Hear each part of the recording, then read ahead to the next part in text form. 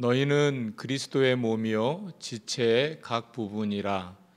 하나님이 교회 중에 몇을 세웠으니 첫째는 사도요, 둘째는 선지자요, 셋째는 교사요, 그 다음은 능력을 행하는 자요, 그 다음은 병 고치는 은사와 서로 돕는 것과 다스리는 것과 각종 방언을 말하는 것이라. 아멘. 사실은 오늘 전체 고린도전서 12장 전체의 말씀을 이제 부분적으로 이렇게 좀 나누면서 같이 말씀을 나누려고 합니다. 강의이지만 우리가 지난주에 다뤘던 내용들을 잠깐 좀 복습을 해보면 이런 겁니다. 하나님께서 우리 성도들을 갖다가 구별하여 부른 사람들이다라고 얘기를 하고 있죠. 그래서 우리들의 삶이 거룩해야 된다. 하나님 나라가 거룩한 자들의 것인 것처럼, 하나님께서 거룩하신 것처럼 우리도 거룩해야 된다라고 하는 것이죠. 그래서 우리는 이 세상을 사는 동안에 거룩한 백성으로서의 삶을 연습하고 훈련하고, 그래서 그리스도의 장성한 분량에 이르도록 자라가는 것이 우리들의 삶의 목표인 것입니다. 그래서 하나님께서 우리에게 여기에 주신 것처럼 그 성도로서의 삶을 살아가게 하는 이 모든 과정 속을 갖다가 우리는 성화의 삶이라고 얘기를 하고 있는 것이죠. 그래서 이 성화의 삶을 살아가는 우리들 모습을 생각해 볼 수가 있고요.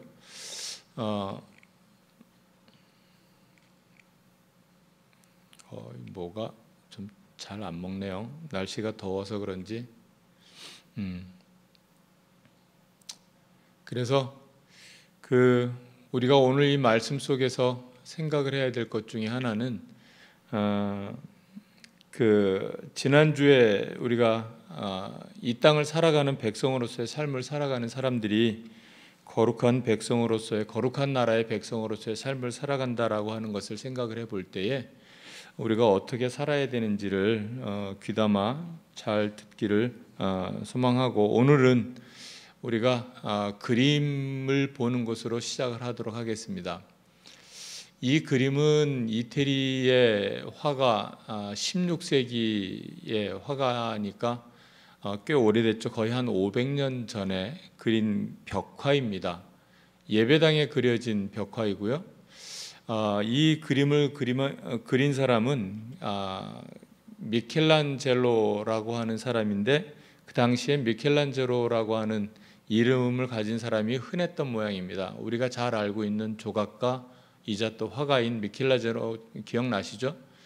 천지창조라고 하는 성당의 벽화를 그린 사람이기도 한데, 그 사람과 동명이인입니다. 같은 사람은 아니고, 이 사람이 태어난 곳이 이탈리아 밀라노 외곽의 까라마조라고 하는 지역에서 태어났기 때문에 이 사람을 부를 때 까라마조라고 그냥 이렇게 통칭해서 불렀다고 합니다. 그래서 이 까라마조라고 하는 사람은 굉장히 풍운화 같은 사람입니다. 거친 세상을 살았던 사람이에요. 어렸을 때 화가가 되고자 이렇게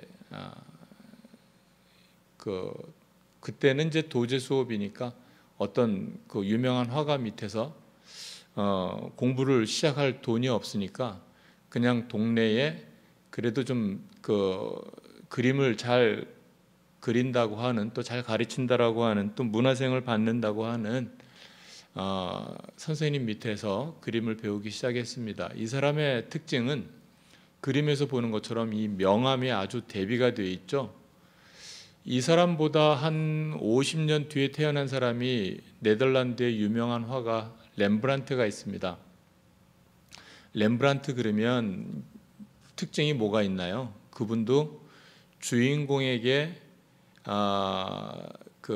빛을 초점을 맞춘 이 명암을 대비한 그림으로 유명하지 않습니까? 그래서 렘브란트가 아마 이 까라마조의 영향을 좀 받은 게 아닌가. 이 사람의 그림을 보기 위해서 원근 각처에서 많이 여행도 오고 방문도 했다라고 하는 기록을 보면 아마 이 사람이 그린 그림이 많은 사람들에게 영향을 주었던 것 같습니다. 그런데 정작 까라마조라고 하는 사람은 그렇게 은혜로운 삶을 살지는 못했어요. 근데 특징이 뭐였냐면 이 사람이 나중에는 교회 이 벽화들, 성화라고 하죠. 성화들을 많이 그리게 됐어요. 그리게 된 이유는 뭐냐면 자기의 죄를 속죄하기 위한 어떤 하나의 그 수행 작업이라고나 할까요?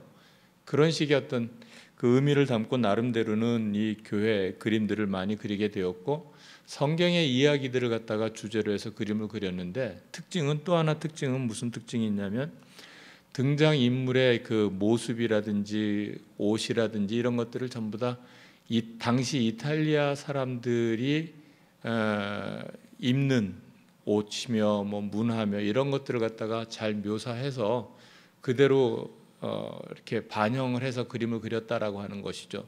그러니까 성화라고 하면 유대인들이 주인공이고 그 이스라엘이 주 무대인데 이스라엘 사람하고는 전혀 다른 사람의 모습들이 보이게 되죠.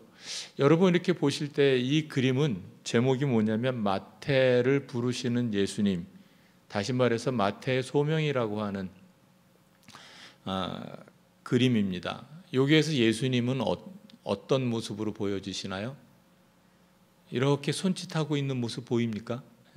근데 그분의 모습이 인자하거나 막 그런 모습처럼 보이지는 않죠. 어떻게 보면 뭐 무사 같기도 하고 어떻게 보면 당시에 뭐 이렇게 유행했을 법한 그런 옷을 입고 또 어떤 지주처럼 느껴지기도 하는 어떤 위험이 있는 그런 모습보다는 좀 날카로움이 있는 그런 눈빛도 보이기도 하고 그렇습니다. 그러면 그 누구를 지목하는 걸까요? 그 가운데 그림의 한 복판에 보면 뭐 이렇게 저요 하고 이렇게 저를요 하고 이렇게 부르고 가리키고 있는 그림이 혹시 보입니까? 바로 이 사람이 이 그림 중에서 마태라고 여겨지는 사람입니다. 우리가 마태복음을 계속 새벽 예배 때마다 또 주일 예배 때에도 다루고 있습니다. 그 마태복음의 저자인 그 마태는 전직이 세리이죠. 그리고 원래 히브리 이름으로는 레위. 그런데 헬라식 이름으로 그냥 마태로 바꾸어서 이렇게 부르고 있는 것들이고요. 특별히 마태는 마태복음을 기록하면서 다른 제자들하고 달리 헬라어를 쓰는데 어떤 단어를 쓰냐면 예수 그리스도 주님을 얘기할 때 퀴리오스라고 하는 단어를 사용합니다. 퀴리오스, 주님. 옛날 코바디스라고 하는 영화를 보면 맨 마지막에 주여 어디로 가십니까? 그럴 때 퀴리오스, 코바디스 이렇게 얘기하는 것들이죠. 그래서 주님이라고 다른 제자들과 달리 꼭 그렇게 부르고 있는 것을 볼 수가 있습니다. 그것은 마태가 주님 예수 그리스도가 누구인지 또 세리였던 마태가 자신의 정체성이 과거에는 어땠고 현재는 어땠는지를 보여주는 중요한 단어라고도 보여지는 것들입니다. 그런데 이러한 마태를 통해 가지고 우리가 볼 수 있는 현대 이 교회의 모습들의 시사점들이 많이 있습니다. 당시의 교회나 지금의 교회나 동일한 것들이 있다고 한다면 바로 그 교회에 나타나는 여러 가지 은사이고 그다음에 직임이라고 하는 것들이죠. 우리가 고린도전서 12장 좀 전에 본 말씀은 12장 전체의 가장 핵심인 주제의 말씀을 갖다가 다뤘다고 한다면 지금부터는 1절부터 맨 마지막에 31절까지 조금씩 잘라서 이렇게 다루려고 합니다. 시간이 많지는 않지만 그래도 최대한 우리가 말씀들을 다 이렇게 섭렵해 보고자 합니다. 고린도 교회는 대표적인 초대교회 중에 하나이죠. 초대교회 그러면 생각나는 게 사도행전이고 사도행전 그러면 생각나는 게 성령행전이다. 성령 강림절 이후에, 성령께서 강림하신 이후에 각 사람들 안에 내주하시면서 가르쳐 주시고 깨닫게 하시고 알게 하시고 경험케 하는 일들이 무궁무진합니다. 한국도 초창기에 복음이 들어왔던 시기에부터 시작해가지고 부흥기, 특별히 60년대, 70년대를 지나면서 한국의 영적인 부흥기를 맞이할 때에는 각종 은사들이 굉장히 보편적으로 교회 안에서 일어났던 것을 혹시 여러분들 기억하십니까?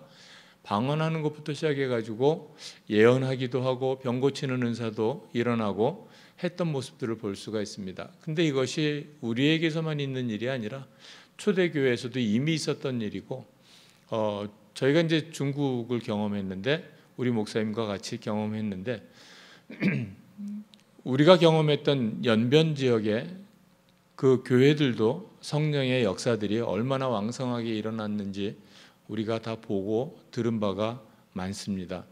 특별히 그 안도라고 하는, 연길에서 1시간쯤 떨어져 있는 안도라고 하는 지역에 가면 거기에 가정교회들이 있는데, 그 교회에서는 방언하는 것은 기본 물론이고, 사람들이 서로 병 고치는 은사와 예언하는 은사들이 얼마나 강력하게 일어났는지요. 그래서 안도 지역에 조선족 교회를 중심으로 해서 영적인 부흥이 굉장히 많이 일어났던 것들을 볼 수가 있었습니다. 복음이 전해지는 곳마다, 복음의 현장들마다 또 믿는 자들의 무리가 더해지는 것과 함께 이런 교회에서 나타나는 그 성도들 안에 나타나는 이 은사들은 교회를 얼마나 강건하게 하고 성장시키는지 이루 말할 수가 없습니다. 그래서 오늘은 특별히 직분과 성령의 은사를 가지고 이것이 왜 현대 교회에서 또한 우리가 주목하고 봐야 될 것인지를 함께 나누려고 합니다. 제일 먼저 1절부터 3절까지를 같이 한번 찾아서 읽어보도록 할까요? 고린도전서 12장 1, 2, 3절. 앞에 띄어지지 않기 때문에 성경을 찾아보셔야 됩니다. 다 찾으셨으면 함께 읽어보도록 할게요. 형제들아, 신령한 것에 대하여 나는 너희가 알지 못하기를 원치 아니하노니 너희도 알거니와 너희가 이방인으로 있을 때에 말 못하는 우상에게로 끄는 그대로 끌려갔느니라. 그러므로 내가 너희에게 알리노니 하나님의 영으로 말하는 자는 누구든지 예수를 저주할 자라 하지 아니하고 또 성령으로 아니하고는 누구든지 예수를 주시라 할 수 없느니라. 오늘 이 말씀 속에서 우리가 중요하게 봐야 될 내용들이 있다고 한다면 바로 이런 것들이죠. 신령한 것, 1절에 나와 있는 이 신령한 것이 무엇인가? 이 신령한 것에 대해서 우리가 한번 살펴봤으면 좋겠습니다. 헬라어로는 이제 톤 푸뉴마티콘이라고 하는 이렇게 읽을 수가 있습니다. 그거는 다른 말로 하면 신령한 것은 성령의 은사라고 하는 뜻으로 해석이 되어지는 단어입니다. 영어 성경에서는 성령의 은사, 그래서 spiritual good이라고 이야기를 하고 있습니다. 그래서 NIV 성경이나 ESV 성경이나 비교적 원어에 충실하게 번역이 되어 있다라고 하는 성경들은 전부 다 이 성령의 은사라고 신령한 것이라는 단어를 갖다가 그렇게 표현하고 있는 걸 볼 수가 있습니다. 그래서 그 사도 바울도 이 1절에서 말씀하고 있는 것처럼 신령한 것에 대해서 여러분들이 알았으면 좋겠다, 꼭 알았으면 좋겠다라고 이야기를 하고 있는 것이죠. 신자의 삶 가운데 하나님을 만난 사람들이 하나님께서 주시는 그 은사, 성령의 은사들을 경험하지 못한다고 한다면 굉장히 그 건조한 신앙인의 삶을 살게 될 것입니다. 또 살고 있을 것입니다. 그래서 오늘 본문에서와처럼 성령의 은사들을 우리가 경험할 수 있는 복된 성도의 삶이 되었으면 좋겠다라는 생각들입니다. 그러면 이 성령의 은사들이 어떤 게 있는 것인가? 어떤 게 있는지 4절에서 6절까지 보면 9가지가 나와 있습니다. 자, 4절 계속 4절부터 한번 읽어볼까요? 은사는 여러 가지나 성령은 같고 직분은 여러 가지나 주는 같으며 또 사역은 여러 가지나 모든 것을 모든 사람 가운데서 이루시는 하나님은 같으니 각 사람에게 성령을 나타내심은 유익하게 하려 함이라. 7절까지 읽었는데요. 이렇게 보면 은사는 여러 가지나 성령은 같고 직분은 여러 가지나 주는 같으며 또 사역은 여러 가지지만 모든 것은 모든 사람들 가운데 이루시는 하나님은 같다라고 얘기하고 있는 것. 사도 바울은 여기에서 은사와 직분과 사역을 이야기하면서 성령, 그 다음에 주, 우리 주 예수 그리스도를 말씀하는 것이죠. 그 다음에 사역과 관련해서는 하나님을 대비시켜서 바로 은사와 삼위일체의 이 관계를 갖다가 서로 대비하고 있는 걸 볼 수가 있습니다. 여기서 은사라고 하는 것들을 갖다가 헬라어로 보면 이제 카리스마틱 뭐 이렇게 얘기를 하는데요. 잘 보입니까? 이런 것들이죠, 이런 것. 자, 은사는 여러 가지나 성령은 같고 성령이라고 하는 것. 그래서 은사의 종류는 여러 가지이지만 같은 성령님께서 주시는 선물이다라고 하는 것이죠. 또한 직분도 여러 가지이지만 누구를 위한 직분이냐는 것이죠. 바로 예수 그리스도 주님을 위한 우리가 만난 그 하나님, 그 주님, 우리가 평생 불러도 아쉬움이 없는 그 주님은 서로 같은 분이시다. 그리고 우리가 하는 이 사역은 여러 가지이지만 그것은 궁극적으로 누구에게 영광이 되는 하나님께 영광 돌리는 하나님의 일을 하는 그런 일이라고 하는 것이죠. 그래서 이 일들을 우리가 하는 데 있어서 공식적으로 이 은사와 그 다음에 직분과 이 사역들은 무엇을 섬기기 위한 것인가 하면 바로 교회를 섬기기 위한 것이다라는 것이죠.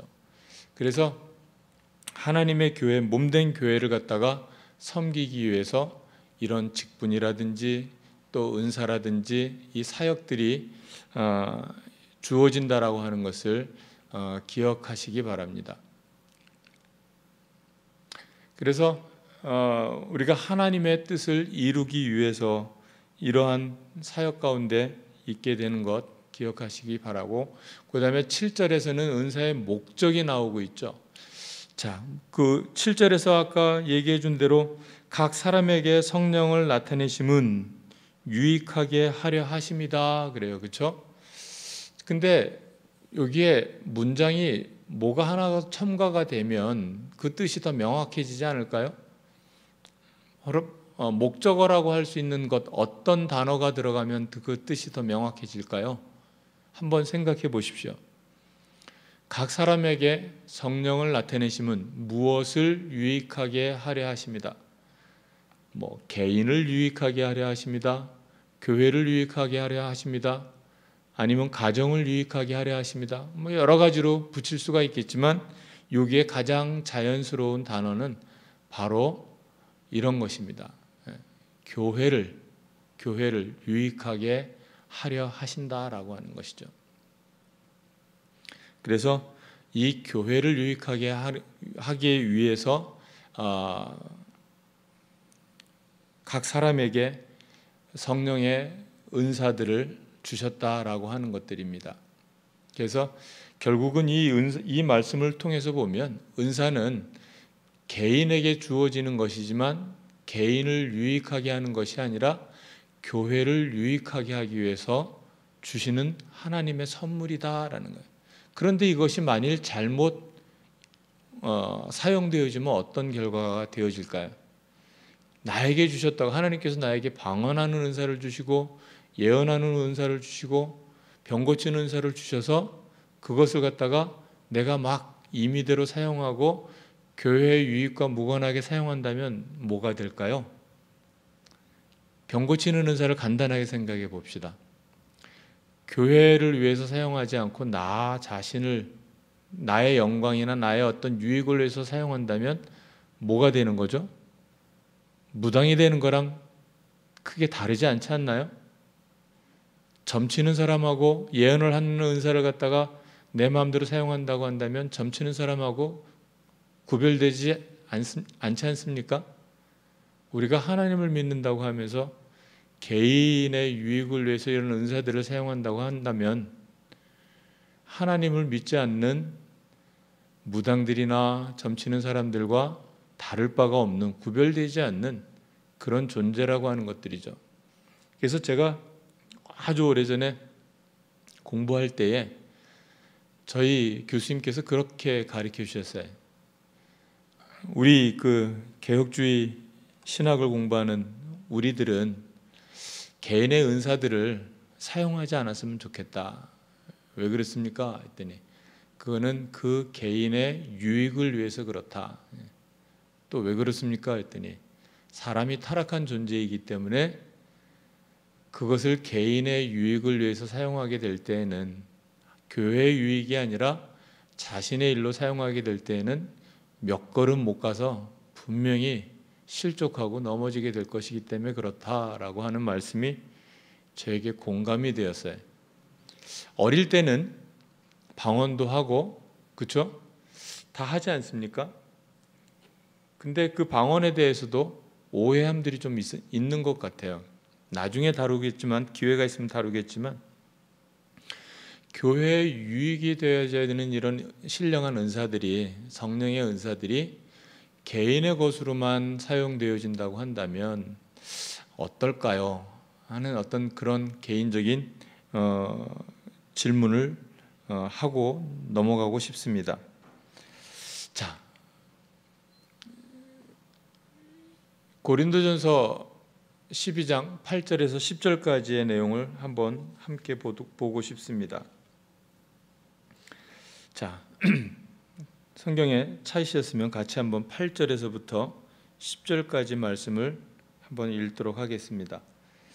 어떤 사람에게는 성령으로 말미암아 지혜의 말씀을, 어떤 사람에게는 같은 성령을 따라 지식의 말씀을, 다른 사람에게는 같은 성령으로 믿음을, 어떤 사람에게는 한 성령으로 병 고치는 은사를, 어떤 사람에게는 능력 행함을, 어떤 사람에게는 예언함을, 어떤 사람에게는 영들을 분별함을, 다른 사람들에게는 각종 방언 말함을, 어떤 사람에게는 이 방언을 통역함을 주시나니.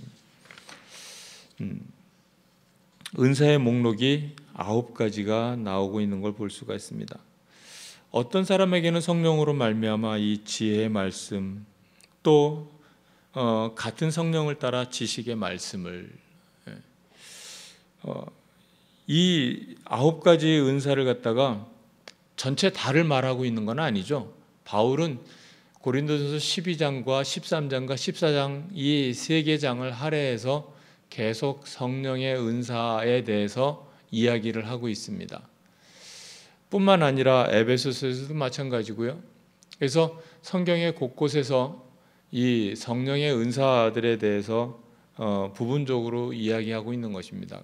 그렇다면 고린도전서 12장 이 지금 8절에서 10절까지 나와 있는 말씀은 9가지 은사는 전부 다가 아니라는 얘기겠죠. 그렇죠?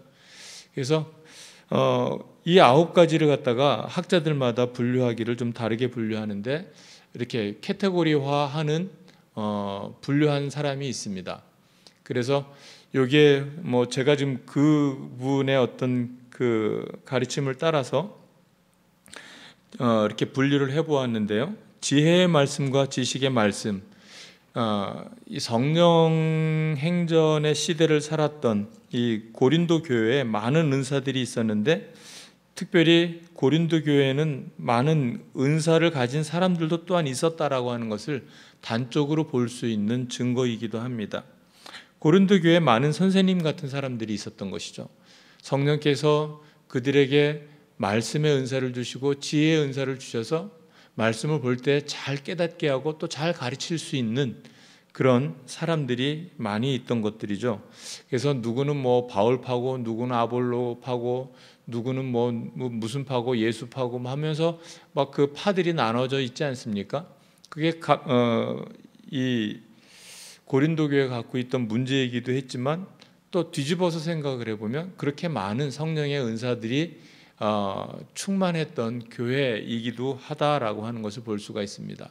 그래서 말씀의 은사를 가진 사람들이 이렇게 분류가 될 수 있고, 그 다음은 바로 이 믿음의 은사, 그 다음에 그 병 고치는 은사, 능력을 행하는 은사, 예언을 하는 은사, 영 분별하는 은사. 믿음이 무슨 은사이겠냐 싶지만 믿음도 바울은 분명히 은사라고 얘기를 하고 있습니다.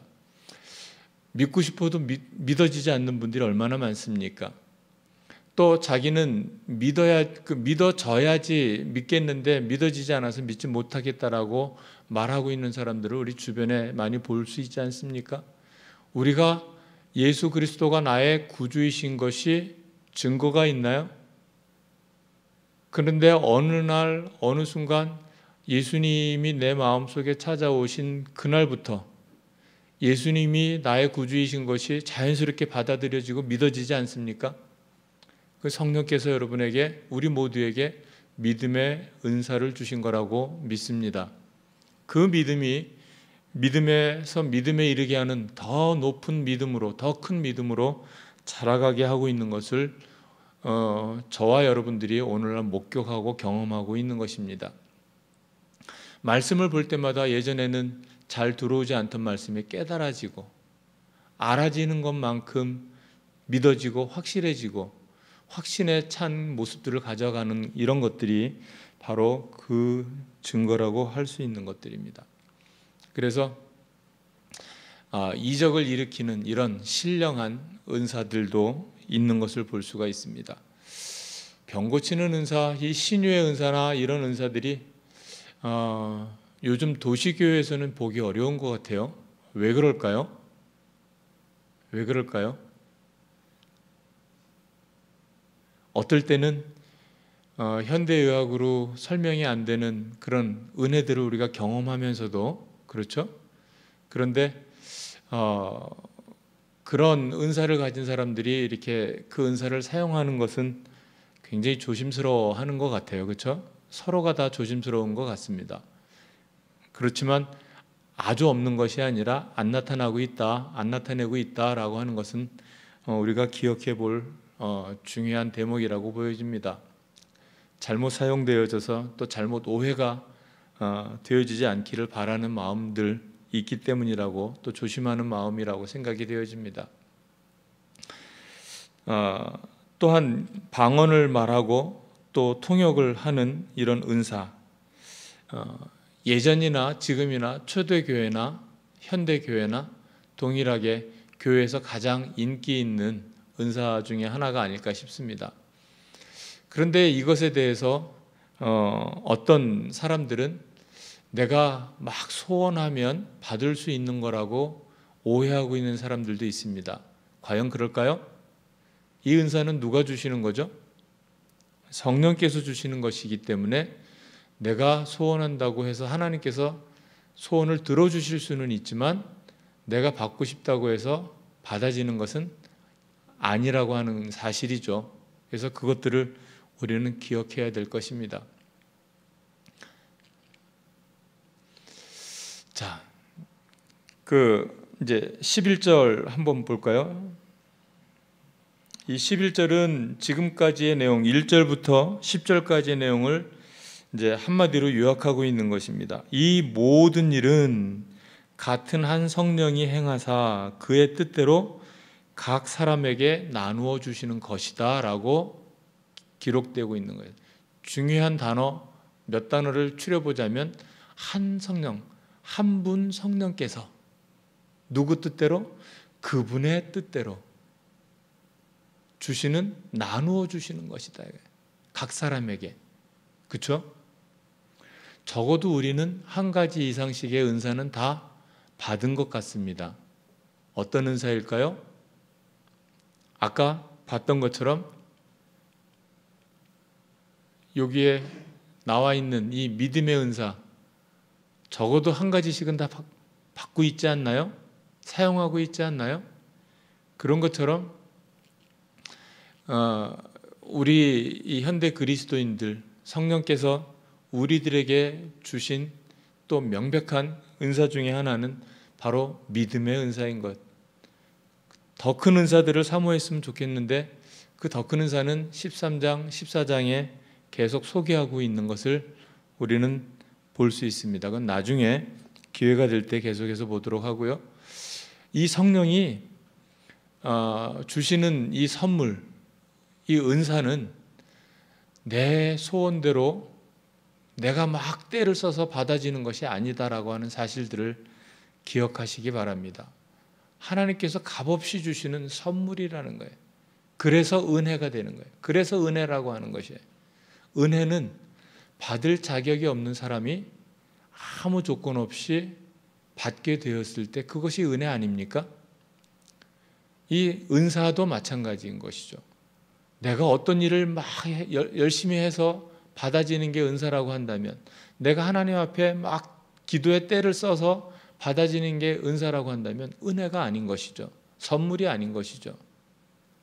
그런데 하나님께서 내가 원든 내가 원하지 않든 나에게 너 교회를 위해서 꼭 필요한 것이다 라고 하는, 그래서 내가 값없이 준다라고 하는 그것이 바로 이 은사라고 하는 것들인 것이죠. 그래서 우리가 은사를 받고 또 은사를 사용함에 있어서 하나님께서 그의 뜻대로 주신 것이다라고 하는 것을, 누구를 어디에 사용되기 위해서 주신 거냐, 물을 때에 교회 공동체를 유익하게 하기 위해서 주신 것이다라고 하는 것을 기억하시기 바랍니다. 그래서 은사를 주시는 분은 하나님이시다라는 것을 꼭 기억하시기 바랍니다. 자, 고린도서 이제 12장 12절부터는 조금 다른 내용이 전개되고 있는데, 그러나 완전히 다른 내용이 아니라 공동체가 갖고 있는 하나님의 그 백성들, 이 은사를 받은 사람들이 갖고 있는 이 공동체가 어떠한 공동체인지 설명해 주고 있는 것들입니다. 자, 12절에서 13절 두 절을 같이 한번 읽어볼까요? 몸은 하나인데 많은 지체가 있고 몸의 지체가 많으나 한 몸임과 같이 그리스도도 그러하니라. 우리가 유대인이나 헬라인이나 종이나 자유인이나 다 한 성령으로 세례를 받아 한 몸이 되었고 다 한 성령을 마시게 하셨느니라. 몸은 하나인데 많은 지체가 있고 몸의 지체가 많은데 한 몸과 같이 그리스도도 그러하다. 12절의 말씀. 머리 대신 주님과 함께 모든 각 성도들은 교회의 한 지체이다라고 하는 것이죠. 교회 공동체론을 갖다가 이야기할 때 가장 많이 언급되고 있는 말씀이기도 합니다. 그런데 각 교회 공동체 안에 각 사람들에게 하나님께서, 성령님께서 성령의 신령한 은사들을 다 주셨단 말이죠. 누구는 믿음의 은사를, 누구는 방언의 은사를, 누구는 예언하는 은사를, 누구는 병 고치는 은사를 이렇게 다 주셨는데, 그 주신 은사들에 대해서 누가 더 크고 또 작고, 누가 더 높고 낮고, 누가 더 귀하고 덜 귀하고, 뭐 이런 얘기를 할 수가 없다라고 하는 것입니다. 그래서 교회 공동체 안에 누구는 각 서로 지체가 되었다라고 한다면, 누구는 눈이고 누구는 귀의 역할을 하고 누구는 입의 역할을 하고 누구는 손의 역할을 하고 누구는 발의 역할을 한다고 한다면 어느 것 하나 귀하지 않은 것이 없지 않습니까? 그래서 모두가 다 이 교회 공동체가 귀하고 또 존귀한 존재라고 하는 것들에 대해서 차별이 없음을 우리가 기억해야 할 것입니다. 이 지체라고 하는 것은 몸은 하나인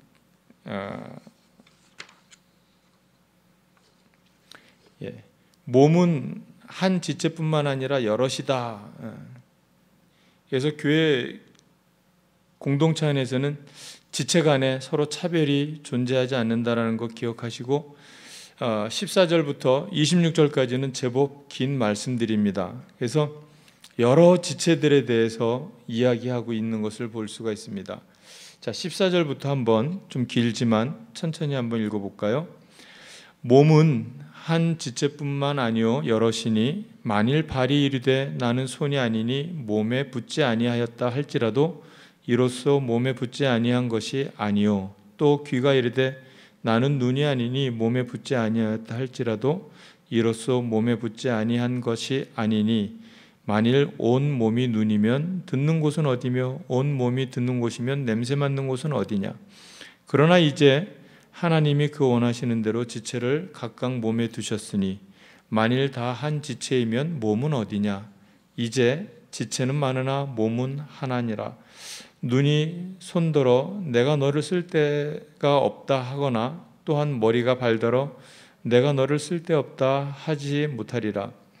그뿐 아니라 더 약하게 보이는 몸의 지체가 도리어 요긴하고 우리가 몸에 덜 귀히 여기는 그것을 더욱 귀한 것으로 입혀 주며 우리의 아름답지 못한 지체는 더욱 아름다운 것을 얻느니라. 그런즉 우리의 아름다운 지체는 그럴 필요가 없느니라. 오직 하나님이 몸을 고르게 하여 부족한 지체에게 귀중함을 더하사 몸 가운데서 분쟁이 없고 오직 여러 지체가 서로 같이 돌보게 하셨느니라. 만일 한 지체가 고통을 받으면 모든 지체가 함께 고통을 받고 한 지체가 영광을 얻으면 모든 지체가 함께 즐거워하느니라. 이 14절부터 26절까지의 내용을 4개로 쪼개서 보면 14절부터 16절까지는 교회 공동체 안에 다양한 사람들이 존재한다라고 하는 것을 볼 수가 있고요. 17절의 말씀처럼 몸의 지체들 중에서 중요하지 않은 것이 없다라고 하는 것이죠. 그래서 바로 어느 한 사람이라도 중요치 않은 사람이 없는 것을 또 18절에서 20절까지에 있는 것은 이 말씀은 자신이 받은 은사를 사용해서 교회 공동체를 위해서 일을 해야 하는 이 고유성에 대한 문제가 있는 것이죠. 그 다음에 또한 21절부터 23절까지는 지체들 사이에 서로 무시할 수 없음을 약하게 보이는 부분과 덜 귀하게 보이는 부분들이 또 덜 아름답지 않게 보이는 지체들이 오히려 더 귀하고 요긴하고 더 아름답다라고 하는 것이죠. 그래서 교회 공동체 안에서 약한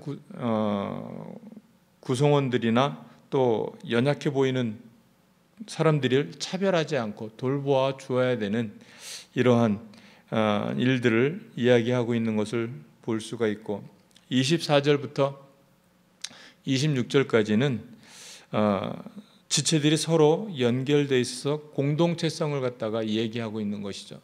그래서 연결되어 있어서 고통, 아픔을 서로 나누면 나눌수록 점점 반감이 된다라고 하는 것과 기쁨, 즐거운 것을 나누면 나눌수록 더 배가가 된다라고 하는 것들을 이야기하고 있는 것을 볼 수가 있습니다. 교회 공동체 안에서 각각의 은사에 따라서 이렇게 아름다운 일들이 일어나기를 바라는 것이죠. 또 일어나야 된다라고 사도 바울은 가르치고 있는 것이고 이것이 각기 독립적으로 사용되어지고 활용되어진다고 한다면 교회는 분열이 되어지고 어려운 일들에 처하게 될 것이다라는 얘기시죠. 그래서 우리가 하나님의 백성으로서 은사를 받은 성령의 신령한 은사를 가진 성도로서 교회의 공동체의 유익을 위해서 이렇게 아름답게 사용되어져야 되는 것을 볼 수가 있습니다. 이제 결론을 맺고 싶습니다.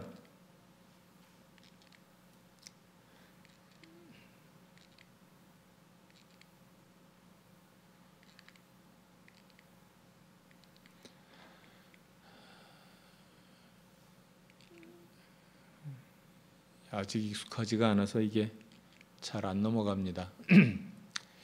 자, 사도 바울은 27절에서 30절까지 그렇게 이야기하고 있습니다. 우리가 같이 읽었던 말씀이기도 한데요. 다시 한번 읽어보도록 하겠습니다. 너희는 그리스도의 몸이요 지체의 각 부분이라. 하나님이 교회 중에 몇을 세우셨으니 첫째는 사도요, 둘째는 선지자요, 셋째는 교사요, 그 다음은 능력을 행하는 자요, 그 다음은 병 고치는 은사와 서로 돕는 것과 다스리는 것과 각종 방언을 말하는 것이라. 다 사도이겠느냐? 다 선지자이겠느냐? 다 교사이겠느냐? 다 능력을 행하는 자이겠느냐? 다 병 고치는 은사를 가진 자이겠느냐? 다 방언을 말하는 자이겠느냐? 다 통역하는 자이겠느냐? 너희는 더욱 큰 은사를 사모하라. 내가 또한 가장 좋은 길을 너희에게 보이리라. 아멘. 예, 이 말씀들 통해서 우리가 교회 각 직임들이 또 만들어지고 있음을, 세워져 있음을 볼 수가 있습니다. 그래서 성령께서 구원받은 신자들에게 주시는 것이 바로 은사다라고 하는 것이죠. 그래서 이 은사들을 잘 활용하기를 이제 바라는 마음들이 있고, 사도 바울은 특별히 이 일들을 통해서 성도들에게 그의 뜻대로 은사를 나누어 주셨다라고 하는 것이고요. 잘 안 넘어가네요. 다양한 은사를 가지고